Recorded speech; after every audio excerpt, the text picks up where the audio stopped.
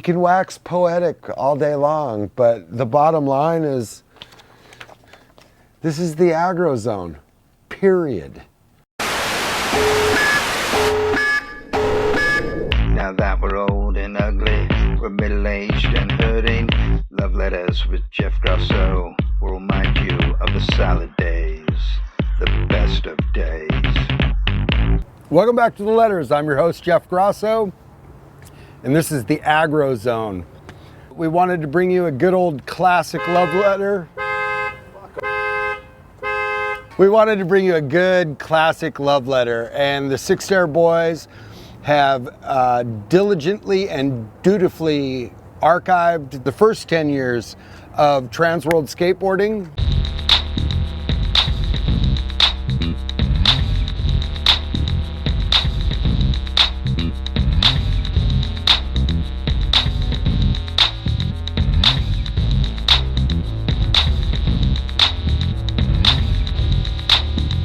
Agro Zone started in 84 about and went to about 87. It was Neil Blender's couple of pages in the mag to do whatever the hell he wanted to.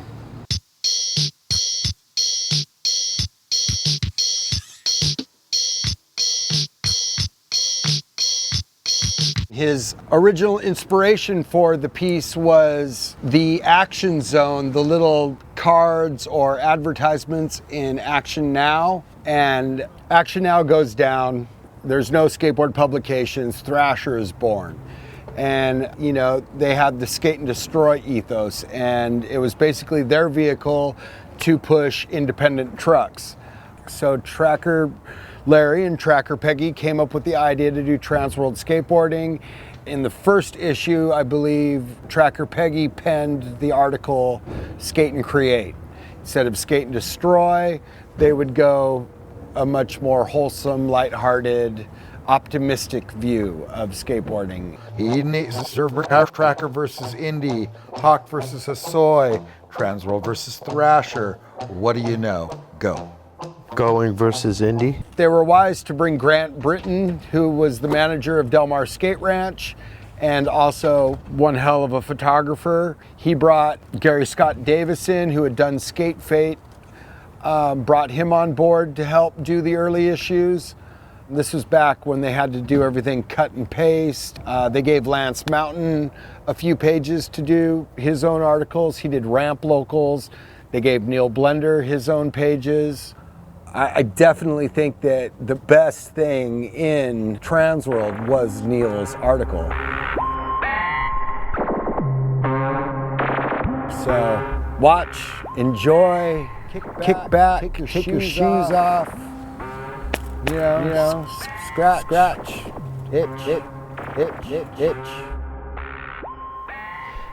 This is from the February '84 issue of Transworld Skateboarding magazine. The other children keep ridiculing the way he walks. He pays no attention to them. They ridicule him more and more. Still he won't blink an eye. They tease his hairstyle. He becomes more aware of their presence. They then approach him with more insults, direct put-downs, and occasional poking and jabbing. He can no longer tolerate their bullyish avocation. He advances forward, delivering quick, sharp blows to temples and eye sockets. He has just entered the Agro Zone. I mean, the best thing about skateboard mags, let's get real, are photos and captions. You know, let's just take a caption, for instance, here off of the April-May '84 issue of the Agro Zone, which is Hosoi going straight up and down at Kona on a lean. Let's see what Neil has to say about that. Christian Hosoi somehow manages to consistently bring his so-called 7-ply lead sled to a height talked about by many, yet experienced by few. You know, and they're rad, man. They're super killer stories. A little side note, I plagiarized this one for an English paper in high school and got an A. And this guy basically goes up to the roof of a building and jumps off because he's bumming hard on life. And the teacher wrote a little note, you know, saying how talented I was. I plagiarized Neil's Aggro Zone. Aggro Zone was an extension of, you know, Neil's world. Of John Tex Gibson getting down of Lance Mountain going frontside arm stand over Lopes' fucking chasm.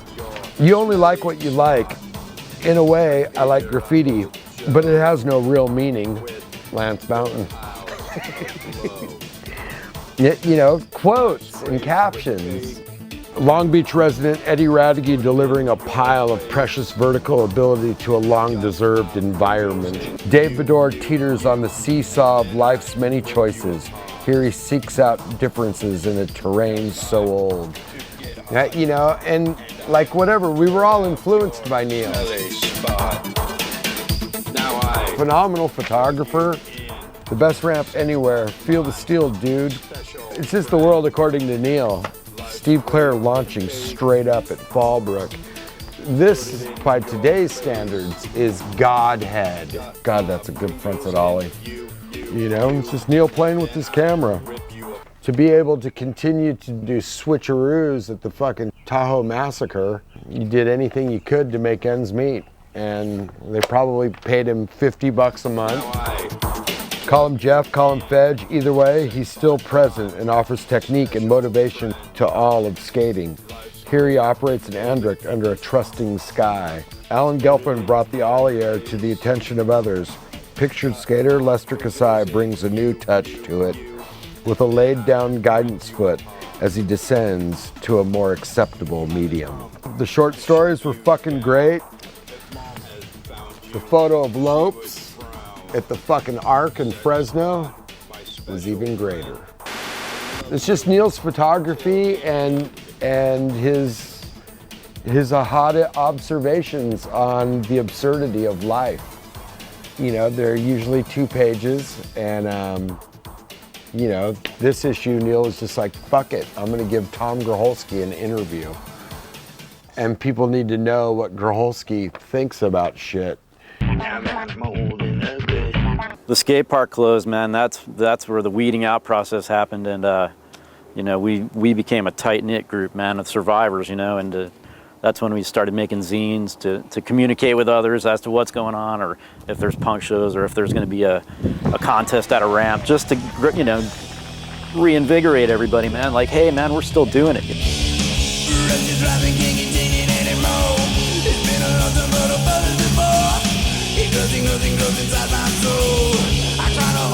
The backyard ramp scene in the Northeast, it was incredible, man. The skateboarding that was going down in the sessions, you know, everybody, you know, we were so tight-knit and we were just pushing each other, man, you know. Crank up some music and go, man. Danny Butterfast down at Sadlands with his buddies. It was super fucking cool, man.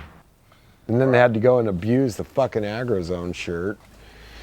Now, you know, you look forward to the Aggro Zone. It was the best thing Transworld did. God, the one of Mike Lorman doing the front Smith. Neil's eye for skate photography was, you know, you got Grant Britton and the way he looked at it, and Mofo, the way he looked at it, and, you know, Neil was right there with him. It was a time, you know, the Aggro Zone was a time and a place, you know, and if you were there and you got to enjoy it, it was fucking awesome. This is the part where I say, turn it off. Your life is out there. Go hang out with your friends. Go skateboarding. So it's all a bunch of bullshit, man. Thanks for watching, but go skate. See you later. Thanks. My name's Brian from Los Angeles, California. Right now I'm archiving the first 10 years of Transworld. I started this project and it was already on 1985, so I started scanning this in 1986, and out of like 37 magazines I've scanned over, I'd say 3,400 pages. That's how I started with seeing skateboarding in like backyard pools and ramps. And like now I'm like seeing the progression from that to like street skating. Oh man, I've been doing this for the past 2 months. Honestly, my process is get here early in the morning and just scan. Hey, if no one else do it, I'll do it, you know? There you go.